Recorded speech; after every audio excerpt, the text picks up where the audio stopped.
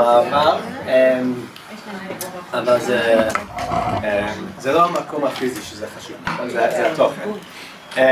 אז בעוד דקה קורי תציג את המרצה האורחת שלנו. אני רק רוצה קודם כל להזכיר שאנחנו החלטנו עכשיו פליירים ויש עוד פה גם בעברית וגם באנגלית.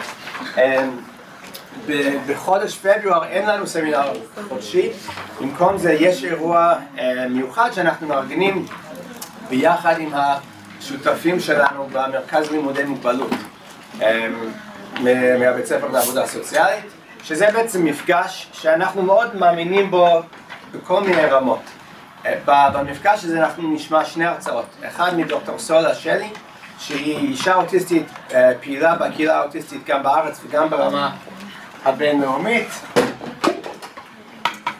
שמעורבת בקהילה הזאת הרבה שנים, שתדבר על המודל החברתי למוגבלויות, ועוד הרצאה מדוקטור אנה רמינגטון שהיא חוקרת אוטיזם באנגליה, ב-UCL, שמנהלת שם מרכז ייחודי שם אנחנו רואים רמה מאוד גבוהה של מעורבות של הקהילה האוטיסטית בכל מה שהם עושים, מרמה של סטודנטים BA, דוקטורנטים וחברים במרכז, והם באמת עושים מחקר פרטיסיפטורי, מחקר משתף, אבל בעיקר אנחנו מאוד מתרגשים למפגש הזה כי אנחנו מאוד מאמינים בקשר הזה בין הקהילה האקדמית, החוקרים, הסטודנטים, לבין הקהילה האוטיסטית, אנשים עם אוטיזם וגם כמובן המשפחות שלהם.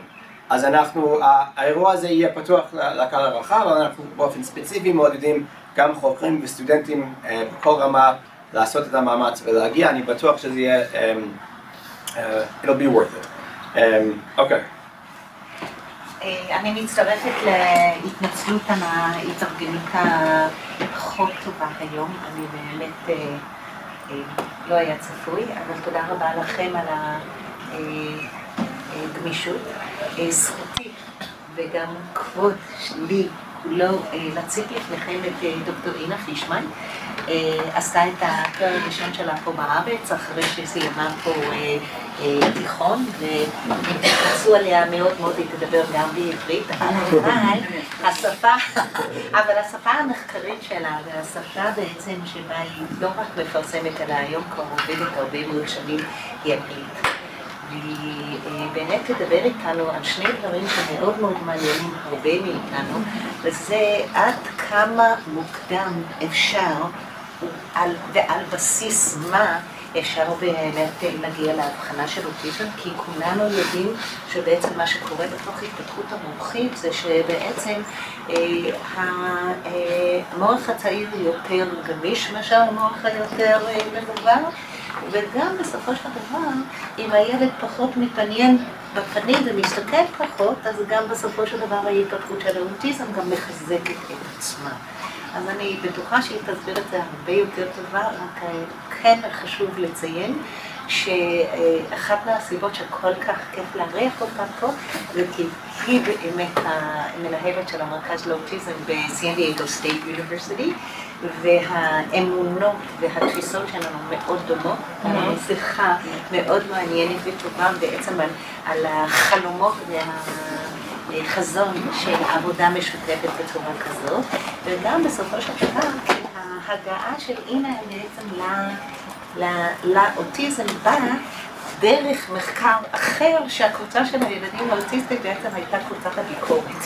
אז זה רק אומר לכם שתהיו פתוחים ותראו, כי בסופו של דבר, כל דבר שאנחנו נפגשים איתו במהלך העבודה שלנו, הקלינית, המחקרית, הכל יכול באמת לשנות את הדברים. היא מתעסקת באמת בהדמיה מוחית ובכל השיטות בתור בסיס של ה-clinical neuropsychologist. בבקשה. תודה רבה, אינטרודקשן מאוד יפה. אני כן אתחיל בעברית, אני מאוד מהר אעבור לאנגלית. אני רוצה להגיד לכם שלום, נעים מאוד להיות פה.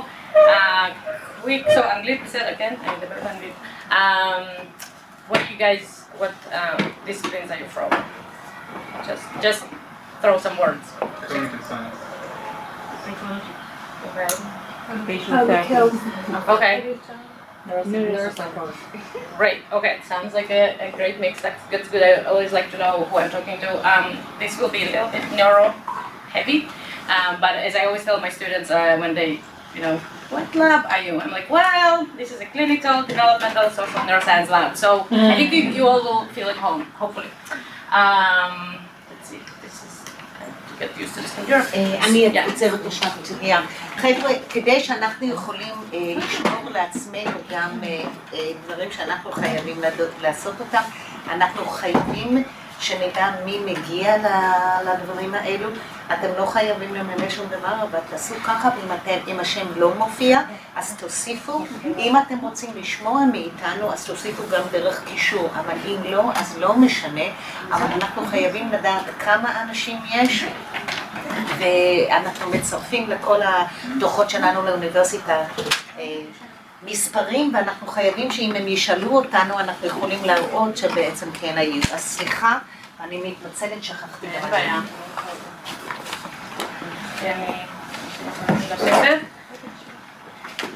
Okay, so just so we're all on the same page, I'm gonna start by what I call the knowns and the unknowns, so that we have a common denominator here. So hopefully, you guys are all well familiar with the fact that the prevalence of autism has been going up. I always tell my students there's no epidemic. I mean, the reason for that is that we are better at recognizing, detecting, and being aware of autism symptoms. But the prevalence is even higher than this one. Currently it's about 2% and pretty consistent across the globe. Studies from South Korea, Israel, United States, all point to about 2% prevalence.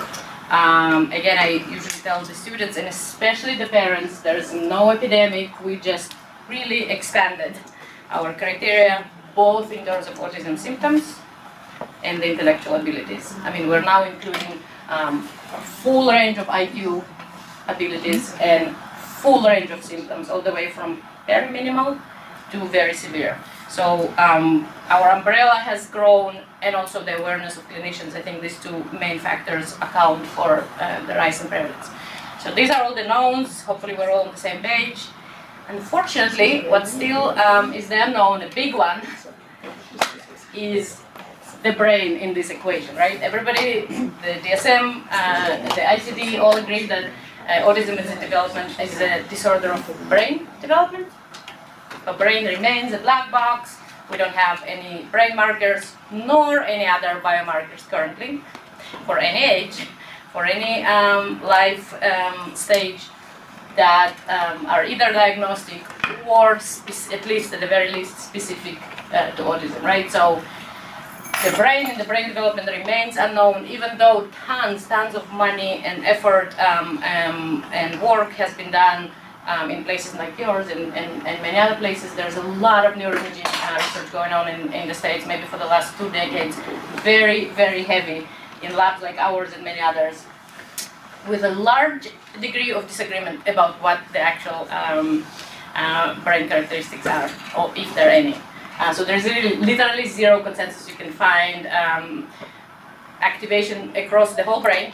Name one brain region, you'll find an abnormal activity pattern, and definitely atypical connectivity or connections, brain connections, completely in both directions. You find overconnectivity, underconnectivity, so there's complete disagreement, which is really unfortunate. And as a scientist, it's quite hard to, a bitter pill to swallow. Or how do you explain that to the parents, to the clinicians? It's tough. We don't have any good markers right now. Why do we need them? I mean, there are 3 basic reasons. Just as a scientist, you would like to know what exactly is at the basis of the disorder that you call a brain disorder. Simple, basic science reasons.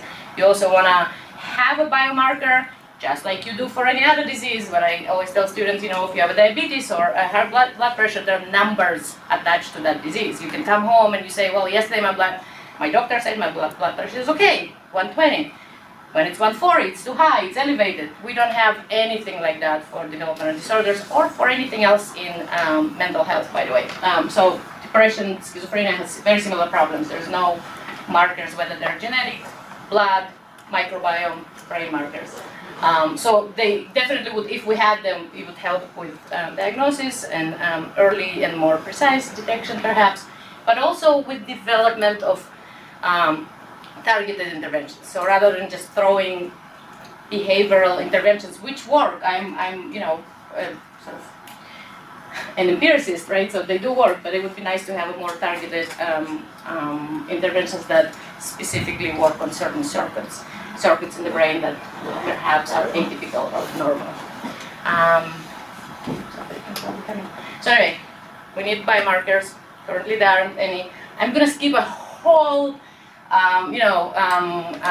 field, a whole body of research that has been done on school-age kids. Usually this is the main findings that we find in the autism literature is from 7 to 17, and most often from 18 to 17 years old. Why? Because by that age they become a little more cooperative. You can put them in the scanner, you can get some brain imaging data. Still there's a lot of disagreement, but a lot of data comes from that age range. However, we do know, hopefully you guys do, specialized clinicians that use standardized tools can detect reliably autism symptoms at early age. And I'm talking about first and second, certainly second year of life. And there are a lot of research that shows that that diagnosis is both reliable and stable at about like 90% rate. So clinically, definitely behaviorally, from a parent point of view, we can see the first symptoms of autism in the first year of life. We also know that it's a very critical period of development when a lot of our cognitive functions come online, and they come online in a certain sequence. So it's a critical life period, and it would be very nice to have any biomarkers and certainly brain markers at that early age. But that's a very difficult time in life to have a child scanned, and I'll show you why and how. But as somebody who has done a lot of research with school-age kids, I can tell you how dissatisfying it is when you find a result and finding, and there's no way you can explain it in a causal way, where in a 10 or 12 years old, if you find a certain atypical pattern of brain activity or brain connections, how do you know that it's due to their life experience so far, which is clearly abnormal or atypical in kids on the spectrum, or it's because of this disorder itself. So this is very hard to disentangle at later childhood, middle childhood, later childhood, adolescent. It's almost impossible to find clear causal picture. Therefore, I think many people, wish we had more data from at least as proximal time period as we can, proximally to the symptom onset, or at least first symptom manifestation, despite the challenges and the difficulties with doing so. So for those of you who are not developmental psychologists, you know that our cognitive mental functions come online and develop in a certain sequence. First we learn how to crawl, walk, then language comes online, followed by higher cognitive function. And what's interesting is that from a very small body of neuroimaging literature in sedated sometimes or sleeping young infants and toddlers, we know that brain development also follows those behavioral milestones. So in the recent decade or so, people started talking about brain networks rather than individual brain regions, because people realize that there's no one brain region that functions on its own in isolation from other regions. So really, neuroscientists these days understand sort of the brain as a collection of networks. And when I say networks, just imagine not a Tel Aviv or Jerusalem, but like a other large city subway network, where there are several lines of trains or metro, and they're all interconnected. If one is being delayed, then the other one, by definition, is being delayed. However, they also kind of sort of function independently. There's a green line and a blue line in New York, and you can arrive at different destinations. So it's kind of, people think of brain like that, as a collection of networks that really subserve certain functions, whether they're cognitive, physical, mental, emotional functions. So what's been shown in infants that are neonates that have been scanned, as you can see, every few months or so, that brain networks that we can see in adult state already present very early, from first month or so. This is resting state? This is resting state, yep. And there's even research showing that they're present already prenatally. However, what happens in the first years or so, brain networks become more specialized, more focused, more integrated, and so they go from like large swaths of brain to something that is more coherent and cohesive. And so you can show that across different networks. This is not my research. This is I'm standing on the shoulders of giants, but some group has shown that you can see that across sensory motor network, which are the first ones to develop. Whoa, went the wrong way. Let's see. This way. You can show it for the auditory network, which covers our auditory cortices, and with age they become more similar to an adult state. You can show it for multiple visual networks, and as you know, our vision really continues to develop in the first year. I mean, the first month are really a blur for an infant, but they become more and more like adult ones, and people have shown it for several visual networks. There's not just one, but several. And interestingly, remember the higher cognitive functions are continue to develop through later childhood, and indeed you don't see a very nice progression in the first year of life for something that's called executive networks that really will develop later. They don't become very much like adult until much later. So this is outside of the scope of this study. So anyway, what I was trying to show here is that there are behavioral milestones that we go through in the first years of life, and they have been shown to be supported by brain networks that develop in the same sequence that kind of corresponds to our behavioral cognitive development. And all of that happens in the critical time period for cognitive, social, behavioral development, and for the onset of autism symptoms. So it's really kind of like a ripe time period, the first few years of life, where it would be really nice to know, are brains of kids on the spectrum developing in the same sequence? Is there a delay? When do they start diverging? Do they at all? And if they do, is it across all networks? Is it certain networks, just social versus motor, and so forth? So there's a lot of questions. None of this, there's not a lot of literature exists in that early age, but all of these questions are very, would be informative for understanding the brain development behind autism onset. So to, I guess, meet that challenge,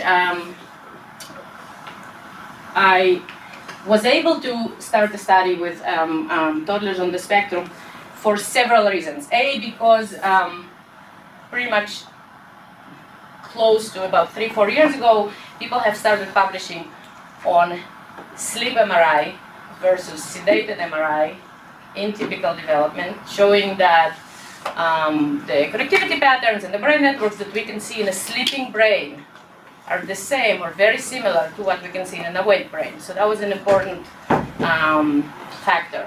The second important one was that instead of sedating young kids, which was the only way people in the 90s and in the beginning of 2000s have scanned infants on the spectrum, instead of sedating them, we can spend a lot of time and resources in being patient and develop behavioral interventions in order to enable the child to fall asleep naturally in the scanner, and then scan them when they're naturally asleep, which your brain activity and connection patterns in a naturally sleeping brain are different from a sedation. As you know, I mean, if we're sedated, we can go through surgery and not wake up. So the pattern of activity in a sedated brain is very different than sleep, natural sleep. It's a way deeper sleep.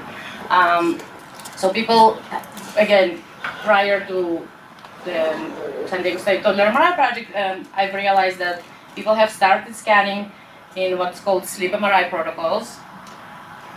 Clinically, behaviorally, there was also a time when we understood that clinicians can detect and reliably identify symptoms of ASD at age 18, 24 months. And so we started a study that would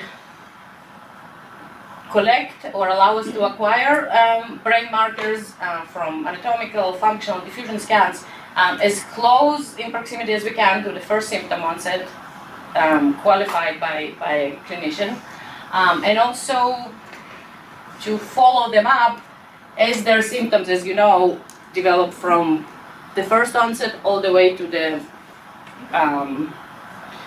most severe ones that usually happen between age 4 and 5. And we wanted to see whether we can detect the brain changes, or at least changes in how brain networks are organized, how they're developed, how they interact with each other during that critical time period of typical development and of development of autism symptoms that happen to really go from the symptom onset all the way to full manifestation, if you will. So that's kind of the aims of our study. We want to identify early brain markers of risk that can eventually guide better diagnostic and intervention strategies. As I told you, there are many examples of questions that you can ask with that data. You know, are brain networks organized the same in 18-month-old who will have by age 3, you know, a clinical diagnosis of autism? When does the organization or function of networks diverge from typical development? Does it happen in all networks? Does it relate to symptoms and so forth? A lot of questions. The challenge is to get that data. So we started what we call a toddler MRI project. We're recruiting kids who are diagnosed by, in the States, pediatrician, early child education specialist, parents. Anybody who raises a red flag, they come to our center. We have the ability to do diagnosis in-house. We have a clinical developmental psychologist who, including myself, who specialize and are trained in ADOS, ADI. So we do our own diagnosis. We don't rely on community diagnosis. We confirm that these kids meet criteria of what at that age is called clinical best estimate, CBE. We enroll them in the study. In terms of the behavioral battery, we do probably what you guys do here. You know, we do the MCHAT screening just to separate our typical development group and kids who are flagged or fail MCHAT. They're put through full developmental evaluation. We do mood and violent. We do the diagnostic with ADI are being added later when they come back at age 3 and 5. And we do actually larger battery than just this. We do a lot of anything that has been validated for that age group. Remember, they come back when they're 3, 3.5, and when they're 5. So we see them 3 times. Yeah. Are you taking Yeah. questions? I should have said that. Yes. Do you repeat the ADOS? We do. Yeah. Mm-hmm. So that's also part of the question, like who maintains the diagnosis? Yeah, such an interesting question. Yes. In fact, I can talk about that a lot. We started first with, very naive recruitment strategy. We're just going to recruit kids who meet the ADOS and who are typically developing, soon to realize that, wow, even at that age, there's a lot of unknowns. So we started, for instance, we came across many, at least in San Diego, many families with siblings, whether older or either older or younger. So we started recruiting siblings as siblings, thinking, oh, they'll be in an interesting control group. So many of them. Yeah, so many of them. I mean, yes, their rate is 20%, but in our experience of those families who obviously self-selected into our studies, many more than 20% of the siblings met criteria. So yes, we have enrolled these kids. I don't know if they'll continue to remain or to meet criteria on ADOS. And then we have kids who were flagged by other uninformed clinicians as being on the spectrum, but they're not. They have other delays. So we ended up with a way messier cohort, not just of ASD and TD. We now have ASD, TD, other delay, which we're waiting to see what's going to happen to them when they're 3 and 5, and siblings, some of whom are here, or going to end up here in the ASD group, or some of whom will remain siblings. Yeah, it's a interesting cohort. So do you have typically developing children? Yeah. Are they symptom free? Not We shall see. free, but other. Right. So the criteria is that they're any symptom free at that age, which at that age is a very limited. No, but the fact that you got permission to put them into the scan, does that mean they have? So remember, this is a research scan, so it's not a clinical scan. The scan is not clinically indicated at all. This is a research study, so they're all being enrolled, voluntarily in a research study. Yes. I know. You can't do that here. I've heard that too. I have heard that. That may be another difference. Yeah. I've heard that it's hard to convince the ethics. Again, I mean, at least the FDA, blah blah blah, considers all the scans, all the scanners under 70. Because they're not sedated. Yeah. It's and to the best of our knowledge, there's no known health risk to being an MRI, unless it's very repeated, like daily. So people talk about MRI technicians perhaps at some unknown risk, but other than that, there's no known risk that FDA knows of. It's the sedation that used to be, so restrictive. That's right. You still need to convince. Okay, any of you who are parents, like I am, but I was a parent of a year and a half kids at some point. I mean, I don't know if I would do that as a parent. So it's still, there's a huge hurdle of convincing a family who don't have any problems or concerns about their child's development to be enrolled in the study. There are a lot of challenges. Yes, this is a slow-moving tanker. It's not a speedboat. And you will see, most of my time I'm going to spend about like the study, not the results, because we are slowly getting the data. This is a very challenging project. But good question. So, but our cohort is now became really kind of interestingly mixed, and we are looking forward to time point 2 and time point 3 to see, the movement between the groups, who stays in, who stays out. In fact, I already can tell you that we see kids who, aid us out, which is great. Great news for the parents. Fantastic news, right? I mean, and it's I know in Israel maybe it's less established in the States. Like the first line of defense is ABA, and it makes enormous changes. Yeah. I mean, one of the questions is which treatments have these. Yeah. Oh, how do you measure that? Or how do you control for that? Yeah, but this is a naturalistic study in a sense that we want to see what happens in real life. So, we spend a lot, like months, and I'm talking about months, about trying to quantify type of treatment, the frequency, the duration. Yeah. I mean, it's going to be messy. It's not going to be pretty, but we are trying to at least keep a tab on what they're in. So the kids come out of our assessment session with the teddy bear. The parents get a lot of homework in order for the scan to be successful, which does not happen in 100% of time at all.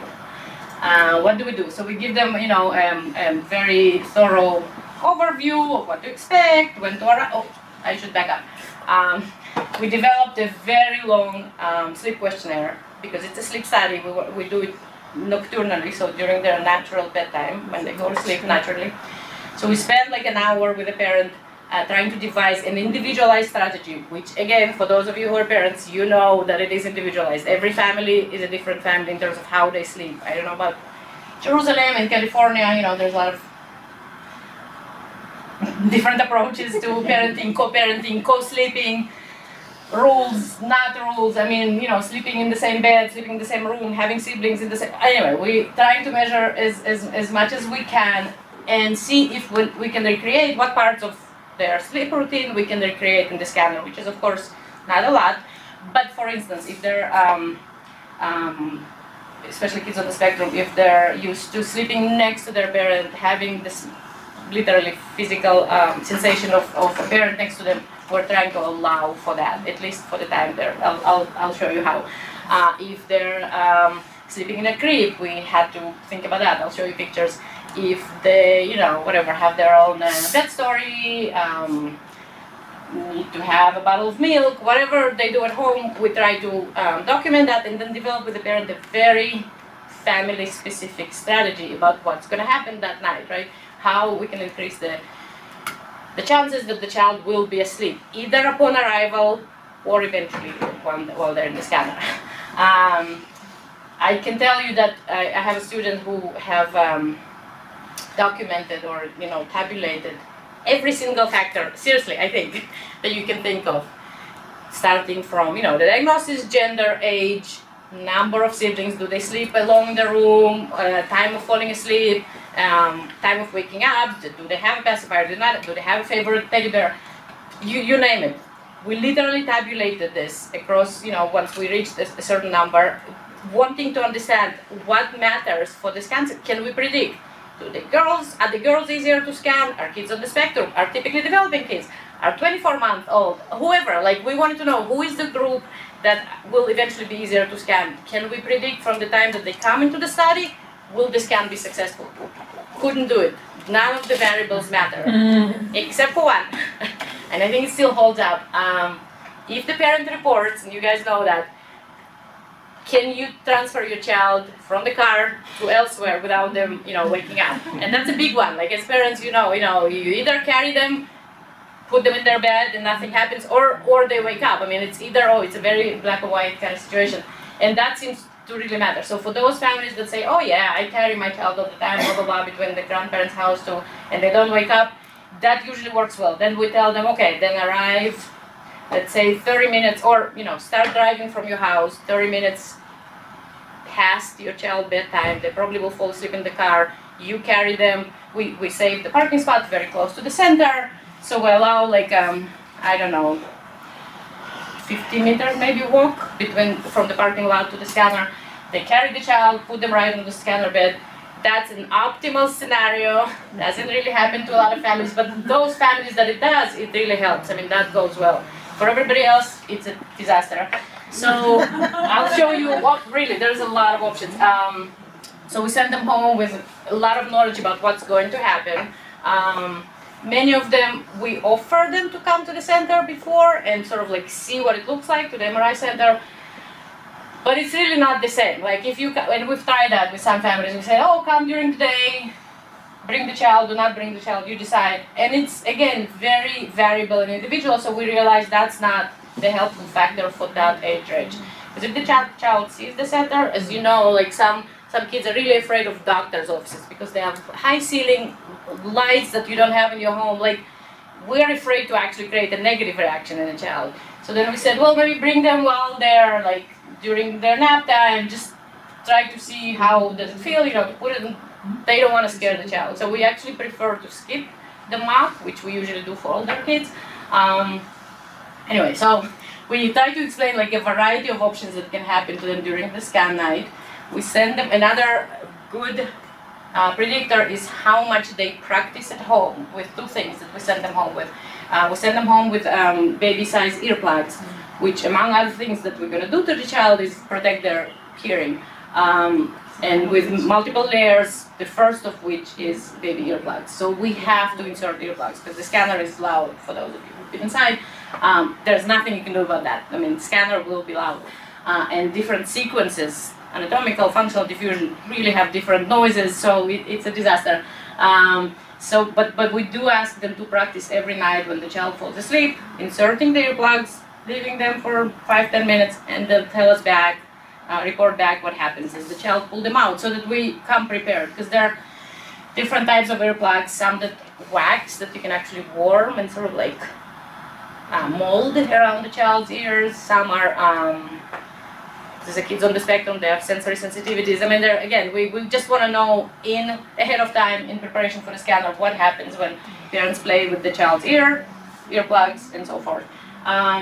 We send them home with a USB or a YouTube link to all the sequences that we're going to use in the scanner. It's not just one scan. There's different sequences that allow us to get anatomical, functional diffusion, and different types of anatomical data.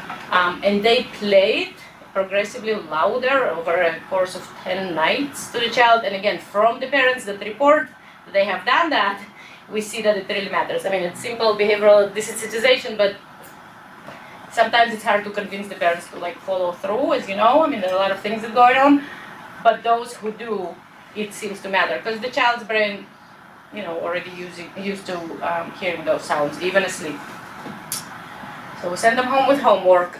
For those kids that are slightly older, that they're getting to be 3.5, or the very bright ones, even earlier, we actually started have started recently explaining to the kids themselves what's going to happen to them, and it seems to work, especially for 5-year-olds. They like love it. Those that start understanding what's going to happen. So we developed this social story. We call it, a trip to space machine or a space, and we show them what to bring to that special visit that they're going to do to the space machine, what they can wear, what we're going to do to them, that we're going to use like a metal detector, which PJs to wear, maybe not to wear something with a zipper. So we really like involve them in the decision making. And why is it important? Why do they need to fall asleep? We actually turn our whole scanner into this kind of space mission, I know. And we tell them that it's important to fall asleep eventually because the trip to space is really long, it's going to be boring for them, really hard to... Yeah, so we kind of work with the child as well, with the older ones, not so much with the younger ones. Again, there are a lot of just waiting involved, and it's easier with younger kids because eventually they do fall asleep. I mean, the younger you are, the more you sleep. It's the kind of 24, 27 months, that's where the sleep becomes less predictable. Parents know less from one night to another what's going to happen. And again, we're talking about kids on the spectrum. I mean, sleep is a major issue in every second family. So we started allowing kids who do take melatonin, keep taking it. If you are used to it, just don't make any changes to your routine. And at least in the States, many families do that. As I told you, we've with time developed so many different arrangements. We got a crib that is like kind of modular. We can change its size. We can mount it on the scanner for those kids who are used to sleeping in the bed, like kind of up, not on the floor. We bought a second MRI bed, which is very expensive, but at least parents can lie down with the child. Sometimes they lie there for like a couple hours, read them books, do whatever they do at home. For those families who are used to co-sleeping, and then we kind of, once the child falls asleep, we can move this bed and put the child inside the scanner. As I told you, we can mount this thing on the bed for those kids who started climbing out of crib, but still are used to sleeping in their own room, so they don't want a parent next to them. Trying to accommodate as much as we can. As I told you, for older kids, we turn the whole suite into this, like, whatever space theme. And once they're asleep, we can remove all of that because the scanner is like behind the bed. We move this bed, move the child inside the scanner. So there's a lot of, 70% of time, it's sort of like working with the family, waiting for the child to fall asleep, making a decision whether to call it a night or not. And again, their bedtimes vary from like 7 to 10. So our night sometimes begins at 10, can go all the way to 1 or 2 p.m. And then the decision, at some point to call it, do you wait 2 hours? Do you wait 3 hours? I think somewhere around between 2 and 3 hours we call it off if it doesn't happen, if the child doesn't fall asleep.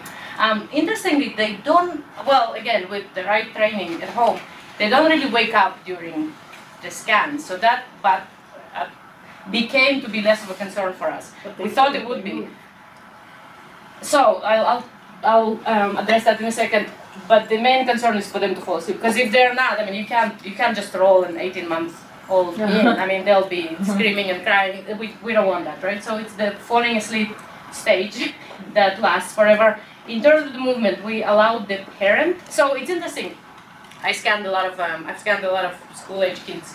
Motion is a big deal in MRI research, and in awake kids, you spend usually between 1, 2, and 3 mock scans, so mock sessions where we teach them how to lie still, and it still doesn't work perfectly. There are kids on the spectrum. They use their stereotypies. There's a lot of motion. Interestingly, if you think back about, or think now about a sleeping young child, they sleep pretty well in the first 1 or 2 hours of the night. It's a quite nice sleep stage.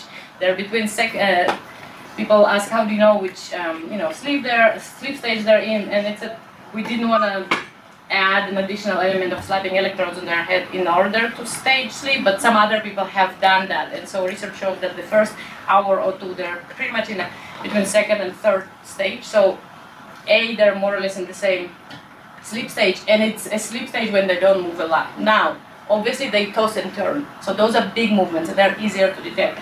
So we allow a parent who wants to, which many don't, to stay next to them. And whether a parent or not stays next to them, we always have a research assistant who sits there in the dark. We have an infrared camera where we can actually detect the movement, stop the scanner, restart it again. And we have a research assistant who sits all the time next to them with their hands somewhere on their thigh so they can detect the movement. The scanner can be stopped like instantaneously, momentarily. It's very easy to restart that particular scan. Because remember, there are a series of maybe 7 scans that we do. Each one lasts 7 minutes. So if we detect a movement, we sometimes come in, rearrange, or wait for the child to lie back on their head, on their back, can restart the scanner. Sometimes we lose. We don't always get the full sequence. Sometimes we lose some of the last scans. But it's really very rarely that they wake up. Some movements happen, but they're easy to detect. They're not micro movements, like in an awake person. So anyway, yeah. Right. Yeah. What you're doing here is something that I think it's that rare in psychology, because you usually control for the same physical conditions outside, like give everyone the same bed, the same blanket, the same walls. Here you're controlling for the mental states, like they're all in the usual state they're used to sleep. Hopefully, by the way. Yeah. Even that is questionable, right? Is it the same sleep? I think it's not I think the answer is no, because they're not in their room in their house. But my question is why? Why here you're not doing the ordinary thing to do in psychology? Which is what? Why do you control not for the physical condition, not for the same physical condition for everyone? Why not everyone is given the same? Oh, well, have you worked with 2-year-olds? Yeah. Right? You can't, right? So you can't, right? Okay, so the main objective is to have a child asleep. We can't scan 2 years old awake, So right? all you're doing is here is Correct. To achieve sleep.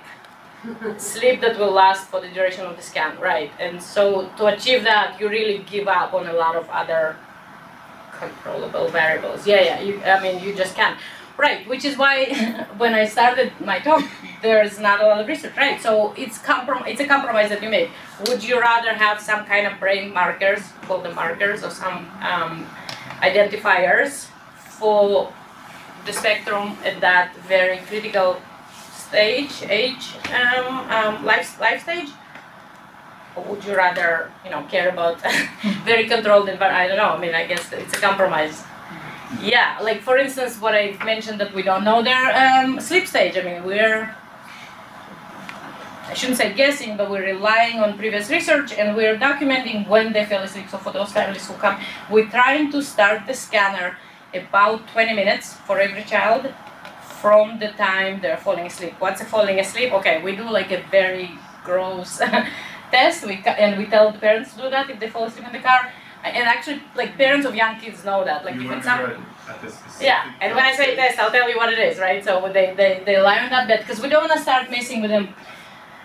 There are so many things that I left out, right? So when they fall asleep, we still need to insert their earplugs. Make sure they sleep on their back because we do want to have everybody's slices in the same position, which is also not a common thing. Not every child sleeps on their back. After the earplugs, we have headphones that are sound protecting. I mean, I left out that we're not going to let them listen to 120 decibels sounds without solid sound protection. So we do, this is an MRI coil. So between the coil and the child's head, which varies at that age dramatically, like from like 46 centimeters head circumference to like 52, which is on the outside, which is really crazy. Anyway, there's a lot of variability, and as you know, on the spectrum, there's some kids with enlarged heads.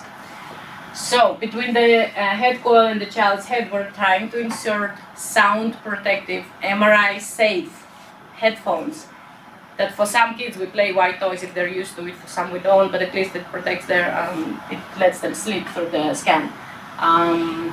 Right, so and for all of that, we try to more or less keep the duration from their falling asleep, which we do an arm test. We're like lifting their arm, and then if the arm falls down, that's our like, oh, they're soundly asleep. And so we try to keep the duration like 20 minutes from falling asleep max to when we start the scanner. Yeah, it's not your classic well-controlled experiment, not at all. I mean, this is an observational study. But hopefully I can convince you that the data that you get, even though it's very hard to get, hopefully, not one day, I mean, it's starting to come in now, but you know, hopefully it will be worth it. For those of you who do neuro and know about MRI sequences, I mean, we use quite advanced sequences that allow us to actually have a better sampling, both in time and in space. And when I say better than a standard 2 seconds TR, I don't know who does MRI. Why is that important? Because it allows us to see more exquisitely brain networks, to do more advanced time series analysis. It provides us with a better data. So in 6 minutes resting state run, which we repeat twice, we get close to 800 time points, which is a lot. And by time point, I mean a whole brain scan. So you get a volume with 56,000, voxels, but there's a lot of data.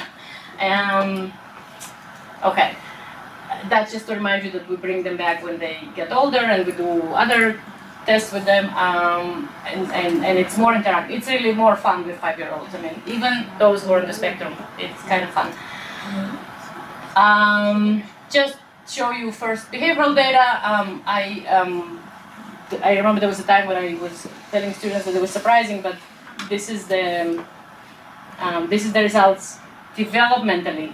These kids are not just delayed on their language or on motor skills. There is a global, I don't want to say global delay because it reminds you of something else, but there are delays across all domains at that age.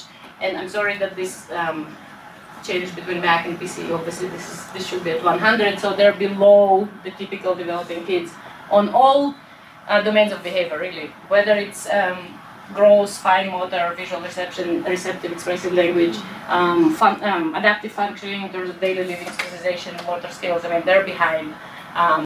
See what will happen to 5-year-olds when they're a little older. I always remind kids, like, there's quite narrow repertoire when you're 2, right? And so when you have, call it an insult or an atypical development to your brain, it really affects your ability to develop almost all domains of functioning, really, at that age. It's, again, not just ASD-specific communication, language, social impairment. What is the sample? Oh, okay. So the reason I don't put the numbers because it's being updated. Good questions. Yeah. So our mean age is now, I'm going to say 27 months, but the range is all the way from 17 to like 34 months. That's our time point 1. The sample here pretty much changes every day, which is why I don't update. About 50 in each group. Maybe 60, actually, probably closer to 60. Behaviorally. Doesn't mean we have MRI data on everybody. Behaviorally, it's quite large sample. I know we're at like 134 total samples, so this is about 60 in each group. But are these kids, so it's a wide age range, but are they all being diagnosed for the first time? Or they're confirmed by us. I mean, they may have been flagged elsewhere. Been in intervention already. That's a great question. We're trying to do it very close in time. So the interventions may have been as long as, well, you're right, for 3-year-olds. We are recording and documenting that, but you're right, some of them it could have been a year worth of intervention. And for some, they just, right, because it's that age range. And even if they haven't been diagnosed, some of them already have some interventions like physical therapy. Sure, yeah. Right, so but that's in any age ranges, very heterogeneous group, right? Like kids on the spectrum, it's always, you're covering the whole spectrum of a lot of things, including history of intervention.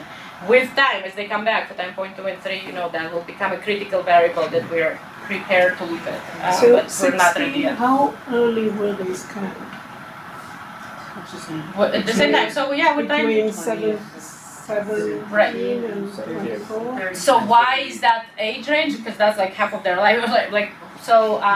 Some kids have been referred to us when they're 33 months, and at some point we decided to extend our very narrow target age range. So whenever they're diagnosed, whenever they're sent to us, between the behavioral evaluation and the scanner, we keep it the maximum to 1 month. So this is very close to when I'll show you the MRI data. I know this is quite broad. So it includes like a 17-month-old and a 33-month-old. Again, the 17-month-old may still drop. Absolutely. Again, this will become very important. I don't have that data yet in time point 2 and time point 3. Yeah, I know. I think this will be very interesting. And but I look for it. Isn't yes. there a difference in the ages for? Oh, remember remember there's a standardized measure. So the scores are standardized for their age. Right. I know they are, but still, I'm not sure that for the. That it's a fair comparison. No, the children with autism, I'm not sure they would stay in the same difference in all the domains. Well, and they're not. As you can see, by the way, I always point out that like motor skills, based on parents' the report, right, is for some reason the difference is very small. Right. They're not. Sometimes the difference is quite large. Sometimes it's not. I'm saying it might vary with age. Could be. And again, I think as the study is completely ongoing. What I hopefully put on every slide. These are first incoming data, so this is not complete by any means. We will be on the lookout for a lot of these things. This is just a sampling of what we're seeing as we're continuing data collection. So what I want to show you, for those of you who are not used to like seeing brain networks, these are the data you can see in an adult brain, in an adolescent brain, in child brain, which was very interesting that we saw it in more or less 18, 24-month-old, right? All the basic networks are already in place. Yes, this is a mix, so the more kids you put in a ICA, for instance, the better your network. So this is a mixed sample. We put both ASD and TD and run ICA on their temporal, on their time series from MRI. And we could see like beautifully, you know, their auditory networks, several visual components, what will later become an attention network, DMN, hopefully even some of the default mode network, salience, which is really interesting.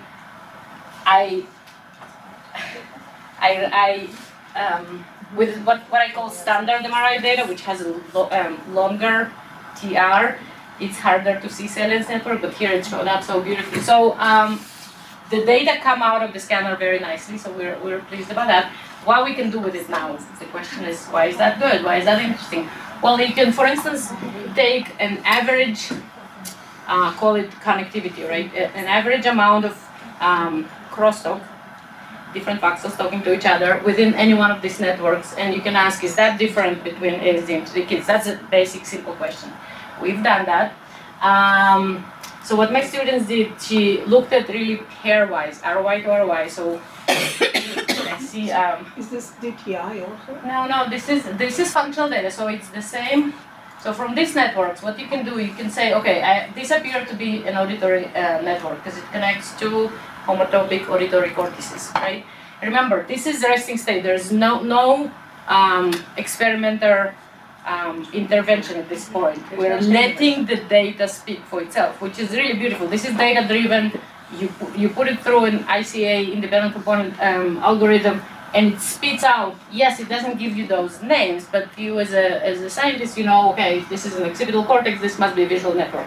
So this is the extent of experimenter sort of decision making, right? Okay, I think this is a visual network. I think pretty clear that this is an auditory network. Then you say, okay, let's call this an ROI. Let's extract the voxels that exceed very, very high threshold over which all these voxels talk to each other. That's how we extract the ROIs.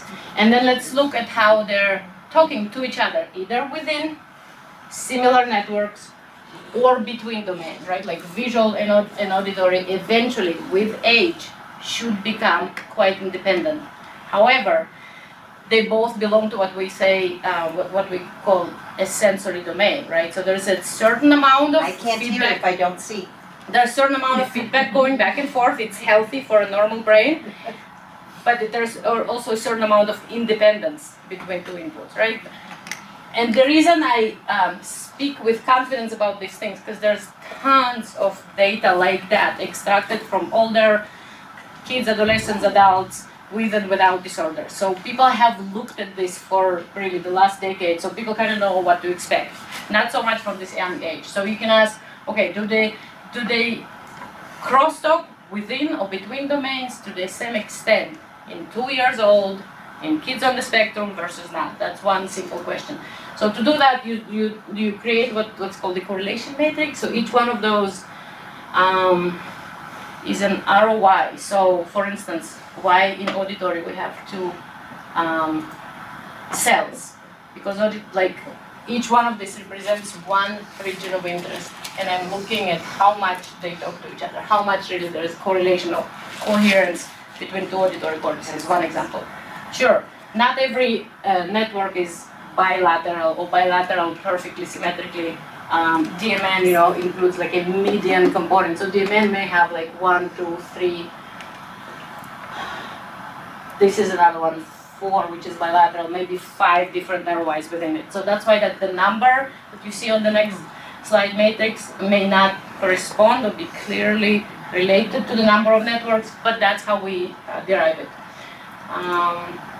And then again, those are correlation matrices. You just look at the amount of or magnitude of correlation or connections between either two ROIs within a network or between what we call domains of functioning, right? Like all the visual networks, all the auditory, sensory motor, which are very easy to detect because they're going over motor cortex, and some higher functioning ones, like this interparietal cortex, which is responsible for association, visual perception, salience network, and so forth. Anyway, the question is to which extent these two matrices look alike or not, and there are statistical methods to control for amount of comparisons, which we do here a lot. There's a lot of comparisons, but even with FDR corrections, which is family wise, why am I blanking out on FDR? Family wise, wait. False discovery rate, I'm sorry. So you can correct for false discovery rate, so which means you're applying a very high threshold for your p-values. And so even with correcting for 100 plus corrections or comparisons, you can see that within the visual networks, this is exceeding a p-threshold that is FDR corrected. Within the visual networks, the amount of communication that happens in 2-year-old kids on the spectrum is less than in typically developing kids. That's one example, and that is within domain. Also, between domains, still staying within what we call sensory networks, the visual and the auditory networks talk to each other too much. When I say too much, more so than they do in equivalent age or matched age typical kids. So, very simply speaking, the networks are less specialized at that age, right? They're less segregated. Auditory and visual, for instance, are cross-communicating too much. There's too much noise going on between two domains that are already more segregated in typical development. That's the kind of simple interpretation of this data. And it seems to correspond to some symptoms. So so first let me talk about age. The interpretation of this could be, okay, is this a characteristic of a brain on the spectrum, or does it reflect like really delay in network maturation? Will they reach that same amount of segregation or independence between networks a little later than typically developing kids? And the answer is yes, it's probably the latter. How do we know that? So even by age 2, in typically developing kids, the blue line suggests that the two networks, the auditory and the visual, are already so segregated, probably to the adult extent, that we don't see any correlation with age, right? It's not becoming better between 18 months and 35 months. But when I say better, they're not becoming more segregated. They probably have already segregated enough by 18 months of age. Not so in kids on the spectrum. The magnitude of this crosstalk lessens or decreases with age in the kids on the spectrum, which suggests to us that it's a delayed maturation interpretation. Does that make sense? Mm-hmm. Okay. But they get lower than the... Yeah, and that's probably still noise. Remember, none of these data are... Remember, maybe some of these kids will age out of being on the spectrum. This is noisy. This is not perfect. Yeah. And when you say lower, I don't know if this is significantly different, but this slope is significantly different, right? So this could be, they're quite overlapping, and still the sample is growing, maybe underpowered. But I think that the significantly different slope suggests that that's the right interpretation. The alternative hypothesis that they're responding to the overstimulation that they experienced in their younger age. Oh yeah, it could be that. It's not just slow maturation, but that. Sure, and think about these are the data coming from the scanner. What if they're responding, even with all the sound protection? What if their brain still, less tolerant of the scanner noises, right? So I know. Yes, there are a lot of options, but it also seems to correspond with their symptoms. So the less the networks are segregated, the greater their symptoms are at that age. One time point, so cross-sectional, right, not longitudinal, yes. You think that it might be related to the noise of the scanner? Can't you check it in relation to the different phases? You said there's different noises. So remember, this is all within the functional scan, so presumably they're all, well, it's subjective, right? It's how their brain interprets it. The objective scan noise is the same. Mm-hmm. But remember, they have sensory sensitivity, so maybe they perceive this already sub-threshold, hopefully sub-threshold. I say that because they're double layer of protection. Sound still more so than kids on the spectrum, than typically developing kids. You could also test it. Could you just maybe test it when they're awake also to see maybe the more sensitive auditorily or whatever? Yeah, we have some. Great question. We do have sensory profile, which you all hopefully know how poor that is. But there's not a good measure. We have that. That's another thing to look at. Yeah. If this corresponds to their auditory sensitivity. Yeah. So that's one example of one finding. Again, those are first findings, and when we're over time, so I don't want to hold you here much longer. Another example that we've looked at, some other people have shown that even during sleep, when you in the resting state, people always draw criticism. How do you know that what you interpret like an auditory network is indeed an auditory network? And some other research have shown that even in sleeping kids, similar age, typical development, they sleep and they hear or listen to human speech. These are the cortices that get activated, like during actual stimulation. Separate cohort work done by other people. So we know that auditory cortices indeed respond to human speech, to language. And so we wanted to see, given that they're at the age where their language is really, expressive language either just kicks in or really delayed at that point, is there something about their interhemispheric auditory connectivity that is different? And it is. I mean, the effect size was it surprised us that it was so strong. So they have less communication. What this is the communication between the left and right auditory cortices. So definitely decreased connectivity, functional connectivity between the two auditory cortices in the face of, way delayed expressive and receptive language. Again, not causal data, but at least at the very same time when they're struggling with first words and language onset, their auditory cortices show less integration, less communication that in typical developing seem to correspond to language development. Is that correlated with their language ability with the connectivity? I remember that I don't show correlation here because it was not as strong. I'll tell you why. I know why. Because it's so our DSD data are so on the floor that there's not much. Look at it. There's not much variability at all. Again, with larger sample, hopefully we'll capture a little bit more. Right. Or in next time point, maybe not at that age, because they're all quite delayed in language.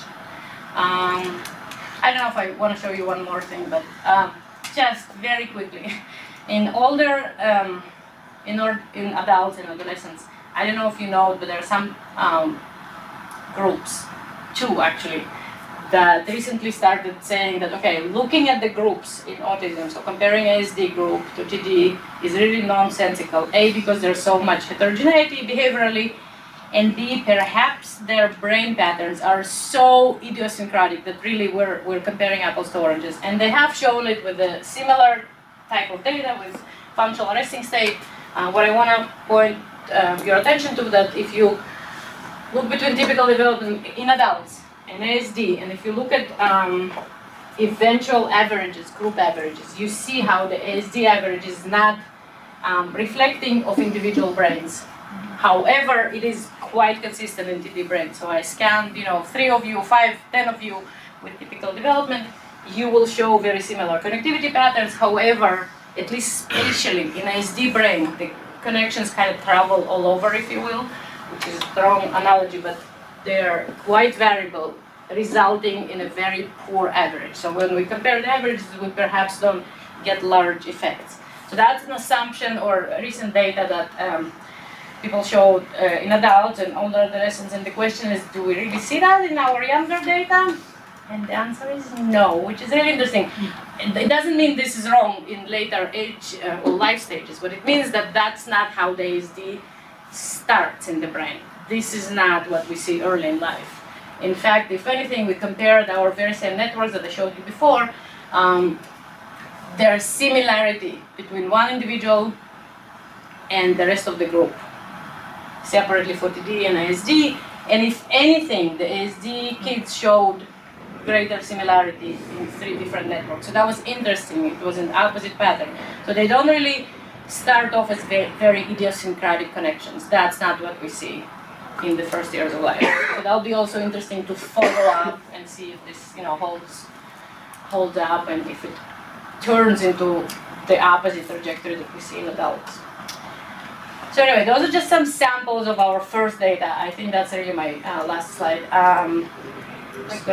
So we have time for more questions. I hope you do. I didn't know how long you want to stay here. I don't know what your timeline here, but and I should have asked. But again, I want you to take away from here is mostly the setup of our study, our goals, aims, and objectives. Less so the first data, because they are just first emerging data, not well controlled for a lot of things, which is why our time point 1 age range is quite broad, is because at some point we just started enrolling people. I think the more data we have, we'll be able to be more restrictive about different time points and eventually see longitudinal data, which is, I think, critical for this study. Thank you. Yes. I think that הדמיה נותנת לנו דברים שבעצם אנחנו לא מדברים על זה מספיק פה, למרות שיש גם אנשים פה שעושים את זה. אני כן חושבת שההתמודדות דרך הדמיה בשינה, וגם בהכנה דרך ההורים, מאפשרת לנו לעשות הרבה דברים שאי אפשר היה לעשות קודם. אני כן, זה מעניין אותי מבחינת היציבות של ההבחנה, דרך קביעת ההבחנה וכל הדברים האלו, אבל יש לי אנשים שאלות נוספות? Or הצעות? Yeah. What's the size of the sample you showed earlier? So behavioral is about 60-ish. No, the functional data. Great question. So eventually our scan success rate is about 65%, which is, you can say, oh my goodness. The number of right. So that means we only have scan data from about 35 kids in each group right now. That's a lot. Yeah, but they're think about, we're comparing a 1.5-year-old to almost 3-year-old. Right. So there's a lot of. I would prefer the there's a lot. I don't know. It's a good amount, and it's still growing.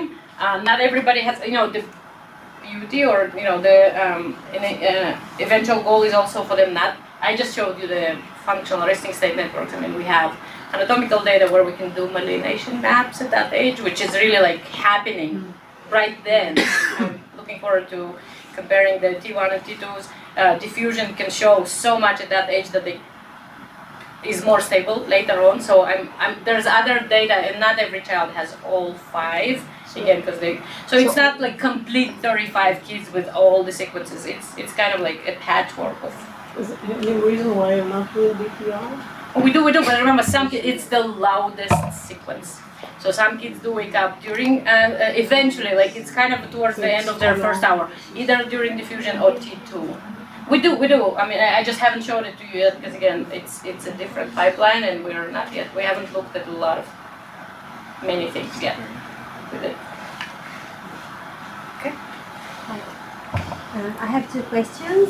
I didn't really understand the ICA procedure. Do you use it to determine the threshold for each region, or do you use the components themselves to do the further analysis? Yes, the latter. So, to detect the resting state networks, right, there are several ways to do that. Either you want to start from a certain certain region or ROI based on either prior literature or anatomical knowledge, or better off like an actual activation in the same subject, right, which we are missing all of that in these kids. Another kind of alternative method is to let the data speak. So this is completely data-driven method, which actually, if you really realize what it does, it's really amazing, like literally amazing that it spits out these networks, right? Like imagine this was done without no intervention of my own, right? I put all the temporal data, all the time series as one large matrix. So time over voxels over subjects, like this huge 3D matrix of data into ICA, and ICA uncovers or detects independent components, which really becomes brain networks, right? So all of these components emerged as independently functioning components, which we call functional networks. Does that make sense? So we use ICA to detect the networks, and then use a certain threshold, quite high, so that we're certain it's like 99th percentile of z-scores. So it's a very high threshold where we're certain that all the voxels in that ROI really belongs to that IC. Anyway, so the ICA is used to detect the networks, yes. So the correlation matrix, that's the second one. So the correlation matrix is for the information from the components themselves? From the ICA, All right. Which you use like as your ROI. But if you could look back at the slide, it looks pretty similar with the statistics. I don't know. Similar to what? The 2 correlation matrices between the toddler. Absolutely. That's yes. You got it. A. B. This is exactly why after let's say 20 years, not of my research, of everybody else's research, we don't have the answer. So it's very similar in this young age as it is in older age. There's not a clear pattern. Yes, this is not, and I actually always tell parents that there's nothing grossly abnormal that I see in your kids' brains. Yeah, neither anatomically nor functionally. Absolutely, you got it. So that's the difficulty of detecting what will probably be very subtle differences. Yeah, they will be subtle. It's not this whopping effect that you're like, wow, your visual networks is, all of, whatever. There are subtle differences.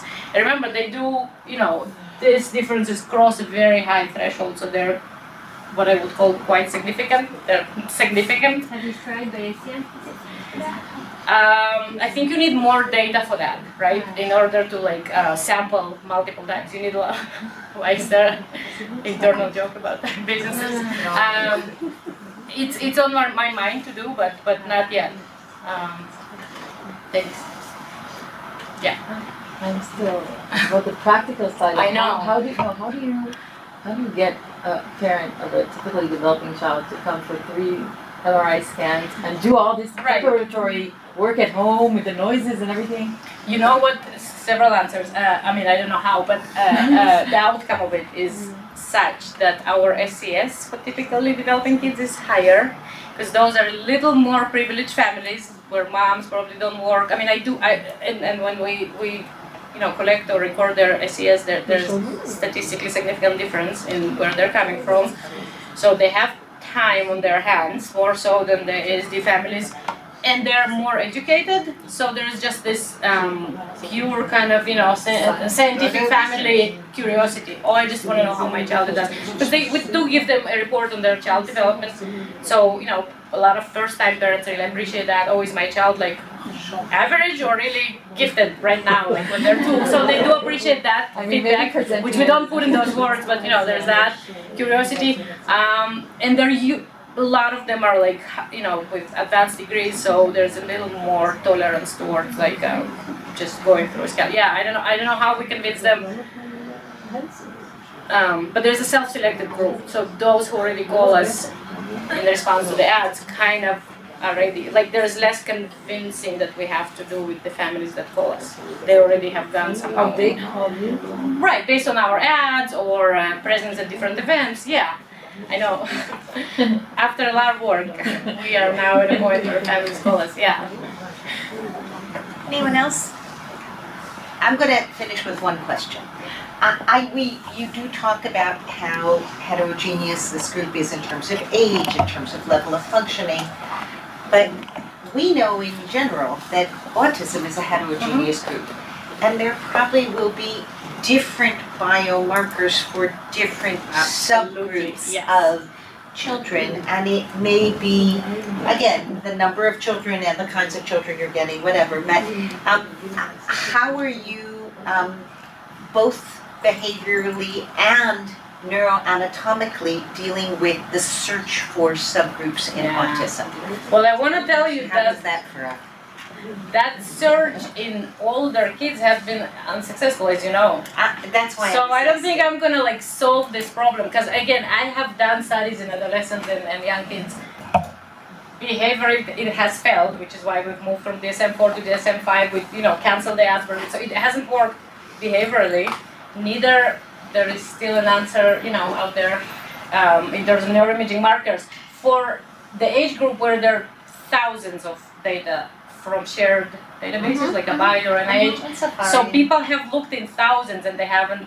I mean, there are some individual studies, including with myself here as a co-author on studies that presumably use machine learning and are able to detect subtypes, but really I wouldn't bet on it. So I don't know how I'll deal with it with what will be eventually nice but still small sample to detect subtypes. I don't know if I'll be there. I don't know. I guess I added that just like a very basic one. For instance, like we have clearly kids with regression and not. Like that's a clear one, and I've been advised by a lot of wise people from the very beginning. You record, you know, whether the families report regression or not, and they do seem different. I mean, it's a different individual experience of parents, clearly different developmental trajectory. I think that must be one of them, of subtype, right? Like, do you see a normal development and something happens, or from the first month they didn't look you in the eyes, right? Like, could be different etiology. So I'm betting on regression, for instance. And verbal and non-verbal. Language, exactly. Language is going to be IQ. Right, but what is that? Where do you draw that line? The IQ is a tough one. So, not at these ages yet, right? Because there are kids that. But by 5, like I think very few of them will. Within this sample, I don't think I'll have a lot of non-verbal ones. These kids go through so much intervention between our time point 1 and 2, including speech, ABA. I mean, I doubt like half of them will remain non-verbal. I kind of don't think that, but I may be wrong. I don't know. That's not a lot of kids that I see that are non-verbal. I guess I added that question just for us all to remember that if nothing else, I think this kind of research really should keep us all very humble, both in terms of how difficult it is to get the data, and how even when you do all these things, the data is still not so clean. And in any event, it will probably give us more things to study and look at, as opposed to giving us very clear answers to biomarkers of autism. Yes, humble is the data keyword. analysis is going to change, like every 6 months. Yeah, right. Because the Bible has changed so much. Yeah, different way of looking at it, absolutely. But thank you. Oh, of course, thank you.